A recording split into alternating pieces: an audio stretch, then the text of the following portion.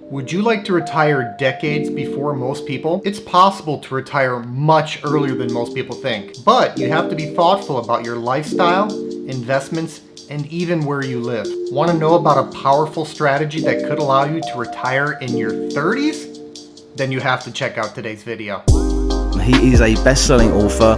30-year-old Jason Fieber has a plan. This guy retired at only 33 years old. I don't know if I know too many people that have accomplished something like that. He's really kind of a guru when it comes to passive income. I went from growing up on welfare in Detroit to financially independent and retired at only 33 years old. Going from the lowest lows to the highest highs in life is not easy, but nothing in life worth having is easy. If you're chasing after something amazing, it's probably going to be super difficult to attain it. Believe me, financial independence and early retirement is both amazing and worth all the effort. It's worth all the so-called sacrifices, because there's nothing more than a sacrifice in my mind than spending most of my finite and dwindling hours at a job I don't thoroughly love. Life is way too short to peddle away your precious hours and repeatedly perform tasks you don't enjoy. But achieving financial independence at a young age requires us to save and invest a lot of money. And even if we have a large chunk of assets producing pretty decent passive income, life in places like the United States can be really expensive. This is why you want to seriously think about taking advantage of geographic arbitrage. This is a strategy whereby you relocate to a cheaper but still nice country where your purchasing power goes much further. Simply up and moving could shave decades off of your timeline to retirement, and it could add years to your life. For example, my passive income is about $1,500 per month. That's not bad for someone who grew up poor, doesn't have a college degree, never had a high-paying job, is still in his 30s, and stopped throwing crazy amounts of money into investments years ago.